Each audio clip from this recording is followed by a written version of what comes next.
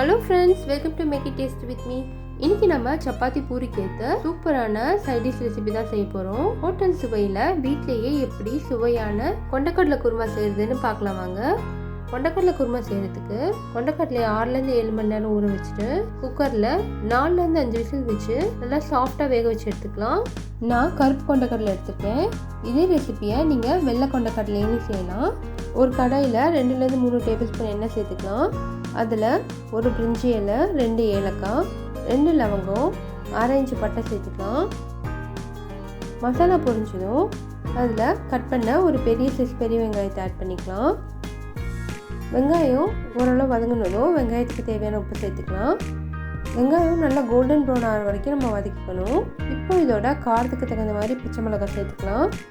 கூடவே ஒரு கொத்து கருவேப்பிலை சேர்த்து நல்லா வதக்கி விட்டுக்கலாம்.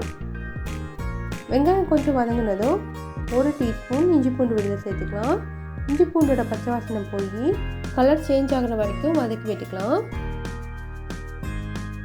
இப்போ வெங்காயம் கலர் சேஞ்ச் ஆகிடுச்சு. இப்போ இதில் 1/4 டீஸ்பூன் மஞ்சள்தூள், 1 இல்லை 2 டீஸ்பூன் மிளகாய்த்தூள், நம்ம காரத்துக்கு தகுந்த மாதிரி மிளகாய்த்தூள் சேர்த்துக்கணும். கூடவே 1 டேபிள் ஸ்பூன் கொத்தமல்லி தூள், 1/2 டீஸ்பூன் ஜீரகத்தூள், இது எல்லாத்தையும் சேர்த்து மசாலாவோட பச்சை வாசனை போகிற வரைக்கும் எண்ணெயில் நல்லா வதக்கி விட்டுக்கலாம். இப்போ ஃப்ளேமை நல்லா சிம்லேயே வச்சுக்கோங்க, மசாலா கருகிடக்கூடாது. மசாலாவோட பச்சை வாசனை போனதும் ஒரு பெரிய சைஸ் தக்காளி பழத்தை நல்லா விழுத அரைச்சி சேர்த்துக்கலாம். மிக்ஸி ஜாரில் 2 டேபிள் ஸ்பூன் தண்ணி சேர்த்து மிச்சருக்கு விழுதையும் இதோட கலந்துடலாம். தக்காளி விழுதை மசாலாவோட சேர்த்து 1 நிமிஷம் நல்லா வதக்கி விட்டுடலாம். தக்காளி நல்லா வெந்து தக்காளி பழத்தோட பச்சை வாசனையெல்லாம் போய் நம்ம ஊற்றிருக்கிற எண்ணெயெல்லாம் பிரிஞ்சு வரணும். அது வரைக்கும் இதை மூடி சிம்லேயே வேக வச்சுக்கலாம். இப்போ நம்ம ஊற்றின எண்ணெயெல்லாம் நல்லா பிரிஞ்சு வந்துருச்சு. இந்த ரா ஸ்மெல்லாம் போயிடுச்சு. நம்ம வேக வச்ச கொண்டக்கடலையை சேர்த்துக்கலாம். இதை ஒரு தடவை கலந்து விட்டுட்டு கிரேவிக்கு தேவையான உப்பு சேர்த்துக்கலாம். இப்போ இது திருப்பியும் மூடி ஒரு 5 நிமிஷம் வேக வச்சுக்கலாம். அப்போ தான் கடலையில் உப்பு காரெல்லாம் இறங்கும். குருமா கொதிக்கிறதுக்குள்ளே நம்ம ஒரு பேஸ்ட் ரெடி பண்ணிக்கலாம். ஒரு மிக்ஸி ஜாரில் ஒரு பத்தை தேங்காய் எடுத்துக்கலாம். இதை சின்னதாக கட் பண்ணி போட்டுக்கலாம். கூடவே 1 டீஸ்பூன் சோம்பு, 1 டீஸ்பூன் கசகசா, ஒரு 5 முந்திரி சேர்த்துக்கலாம். நம்ம கசகசா சேர்க்கறதுனால குழம்பு சீக்கிரமாக கெட்டியாயிடும்.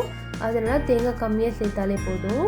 இப்போ இதில் 1/4 கப் தண்ணி சேர்த்து நல்லா நைஸாக அரைச்சி எடுத்துக்கலாம். இப்போ 5 நிமிஷம் ஆயிடுச்சு. நம்ம அரைச்சி விழுத குருமாவில் சேர்த்துடலாம்.